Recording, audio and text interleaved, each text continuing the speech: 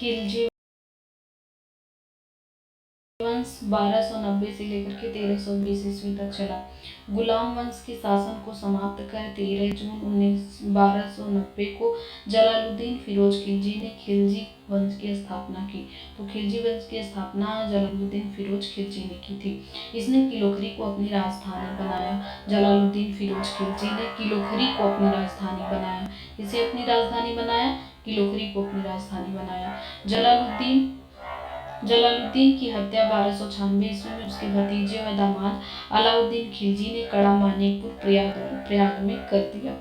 22 अक्टूबर 1296 ईस्वी में अलाउद्दीन दिल्ली का सुल्तान बना।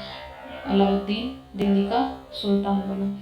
तो जलालुद्दीन के बाद कौन सुल्तान बना दिल्ली का? अलाउद्दीन बना। अलाउद्दीन के बचपन का नाम अली तथा गुरसास था। जो अलाउद्दीन था, इसका नाम बचपन में अलाउद्दीन तथा गुरसास था। अलाउद्दीन खिलजी ने सेना को नगद वेतन देने एवं अस्थायी सेना की नींव रखी। अलाउद्दीन खिलजी ने सेना को नगद वेतन देने और अस्थायी सेना की नींव रखी। दिल्ली के शासकों में अलाउद्दीन खिलजी के पास सबसे विशाल अस्थायी सेना थी। तो दिल्ली के शासकों में अलाउद्दीन खिलजी के पास सबसे विशाल अस्थायी सेना थी। घोड़ा दागने एवं सैनिकों का हुलिया लिखने की प्रथा की शुरुआत अलाउद्दीन खिलजी ने की। तो घोड़ा दागने एवं सैनिकों का हुलिया लिखने की प्रथा की शुरुआत अलाउद्दीन खिलजी ने की थी। अलाउद्दीन ने भू राजस्व की दर को बढ़ाकर उपज का 1/2 कर दिया। अलाउद्दीन ने भू राजस्व की दर को बढ़ाकर उपज का 1/2 भाग कर दिया। इसने खम्स, लूट का धन, खम्स किसे कहते हैं? लूट के धन को ही खम्स कहते हैं। इसने खम्स लूट के धन में सुल्तान का हिस्सा 1/4 भाग के स्थान पर 3/4 भाग कर दिया। तो पहले 1/4 था, फिर बाद में इसने 3/4 भाग कर दिया।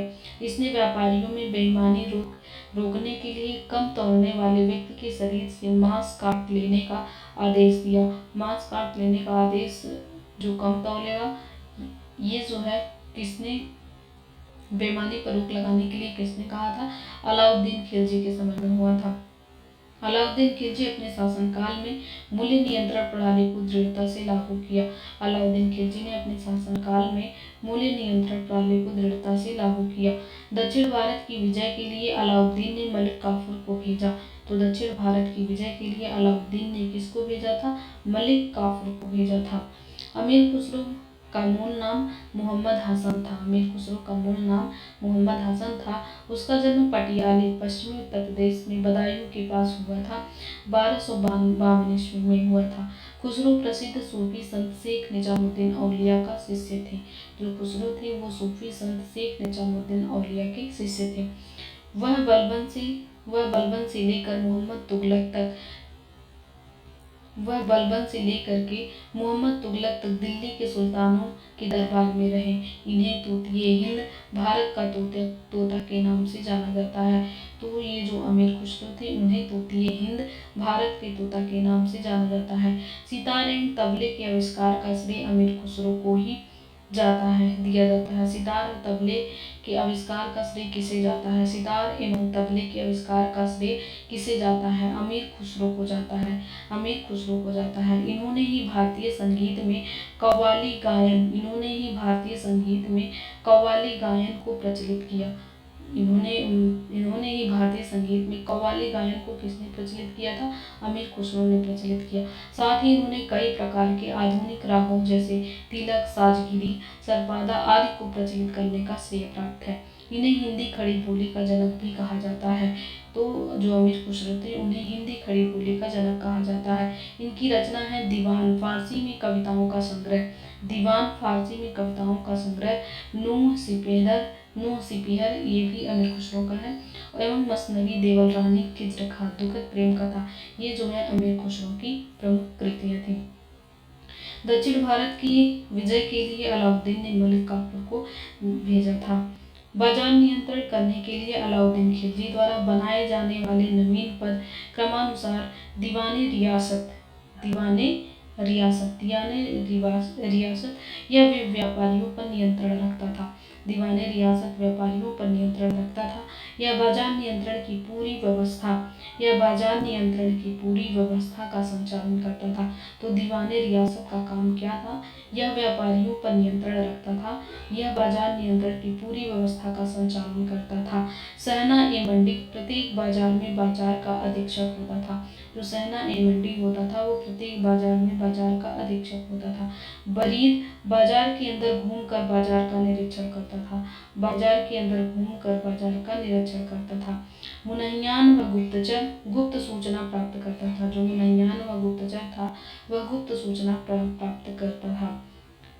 जमैयत खाना मस्जिद, अलाई दरवाजा, सीरी का किला व हजार खंबा महल का निर्माण अलाउद्दीन ने करवाया था। तो अलाउद्दीन ने जमैयत खाना मस्जिद का निर्माण करवाया था, अलाई दरवाजा का निर्माण करवाया था, सीरी के किला का निर्माण कराया था, हजार खंबा महल का निर्माण भी अलाउद्दीन खिलजी ने कराया था। अलाई दरवाजा को इस्लामी वास्तुकला का रत्न कहा जाता है। अलाई दरवाजा को इस्लामी वास्तुकला का रत्न कहा जाता है। दैवीय अधिकार के सिद्धांत को अलाउद्दीन ने चलाया था। दैवीय अधिकार के सिद्धांत को किसने चलाया था? अलाउद्दीन ने चलाया था। सिकंदर-ए-सानी की उपाधि से स्वयं को अलाउद्दीन खिलजी ने विभूषित किया। तो सिकंदर-ए-सानी की उपाधि से किसने स्वयं को विभूषित किया था? अलाउद्दीन खिलजी ने। सिकंदर-ए-सानी की उपाधि से किसने स्वयं को विभूषित किया था? तो अलाउद्दीन खिलजी ने विभूषित किया था। अलाउद्दीन ने मलिक याकूब को दीवाने रियासत नियुक्त किया था। अलाउद्दीन ने मलिक याकूब को दीवाने रियासत नियुक्त किया था। अलाउद्दीन ने मलिक याकूब को दीवाने रियासत नियुक्त किया था। अलाउद्दीन द्वारा नियुक्त परवाना नवीस नामक अधिकारी वस्तुओं का परमिट जारी करता था। अलाउद्दीन द्वारा नियुक्त परवाना नवीस नाम का जो अधिकारी होता था वो वस्तुओं का परमिट जारी करता था।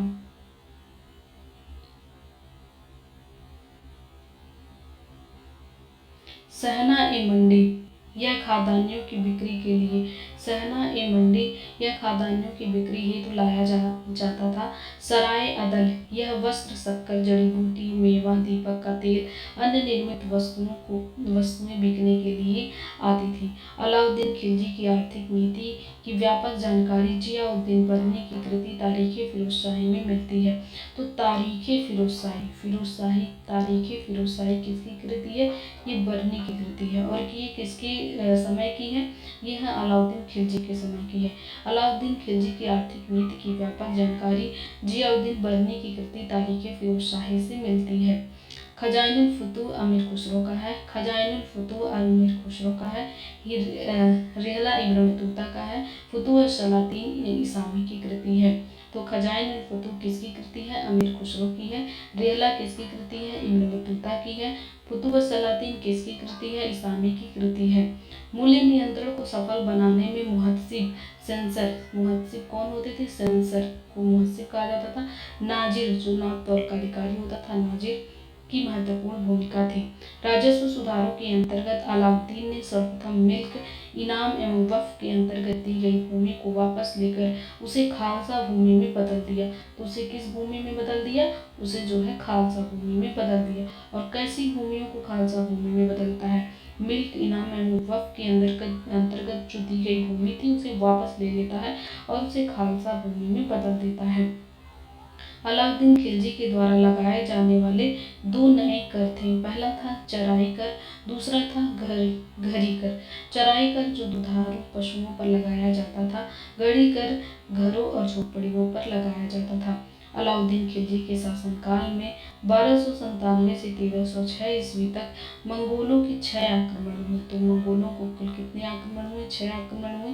प्रथम आक्रमण 1297 में हुआ, दूसरा 98 में हुआ, 1297, 1298, 1299, 3 तो लगातार हुए। फिर 1303 में हुआ, 1305 और 1306 में हुए। तो ये कुल मिला के 6 मंगोल आक्रमण हुए थे। 1297, 1298, 1299, 1303, 1305 और 1306। और इनका क्रम देख लेते हैं किसके किसके नेतृत्व में हुआ था। 1297, 98, 99, 1303, 1305, 1306। तो पहले हैं कादर के, दूसरा है सल्दी के बाद कुतलुक ख्वाजा, उसके बाद तारगी के बाद अली बेग तारताक, छठे नंबर पर है कबक इकबाल मंद। तो पहले पहले जो हुआ था आक्रमण, जो 6 मंगोल आक्रमण हुआ था, किसके नेतृत्व में? पहले है कादर के नेतृत्व में, दूसरा सर्दी के नेतृत्व में, तीसरा कुतलुक ख्वाजा के नेतृत्व में, चौथा तारगी के नेतृत्व में, पांचवा अली बेग तारताक के नेतृत्व में और छठा कबक एवं इकबाल बंद के नेतृत्व में हुआ। अलाउद्दीन खिलजी की मृत्यु 5 जनवरी 1306 ईस्वी को हो गई। अलाउद्दीन खिलजी की मृत्यु जो है 5 जनवरी 1316 ईस्वी को हो गई। 1316 ईस्वी को हो गई।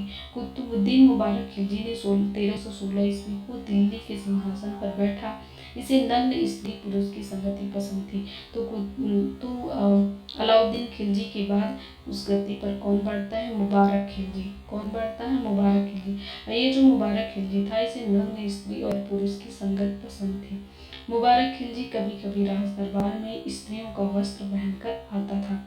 बरनी के अनुसार मुबारक कभी कभी नग्न होकर दरबारियों के बीच दौड़ा करता था। मुबारक खां ने खलीफा की उपाधि धारण की थी। तो ये जो मुबारक खां था, उसने खलीफा की उपाधि धारण की थी। मुबारक के वजीर खुसरो खां ने 15 अप्रैल 1320 ईस्वी को इसकी हत्या कर दी। तो इसके जो वजीर होते हैं मुबारक के, खुसरो खां, इसने जो है इसकी हत्या कर दी और स्वयं दिल्ली की गद्दी पर बैठा। खुसरो खां पैगंबर के सेनापति की उपाधि धारण की। उसके बाद जो है तुगलक वंश 1320 से 1398 ईस्वी आता है। 5 सितंबर 1320 को खुसरो खां को पराजित करके गाजी मलिक या तुगलक गाजी गयासुद्दीन तुगलक के नाम से 8 सितंबर 1320 को दिल्ली के सिंहासन पर बैठा और उसके बाद जो है तुगलक वंश की स्टार्टिंग होती है, शुरुआत होती है। तो ये जो मुबारक खिलजी की हत्या उसके वजीर खुसरो खां कर देता है। फिर खुसरो खां को पराजित करके जो गाजी मलिक है वो गद्दी पर बैठता है और गाजी मलिक या तुगलक गाजी गयासुद्दीन तुगलक इसके बैठने से तुगलक वंश की स्टार्टिंग होती है।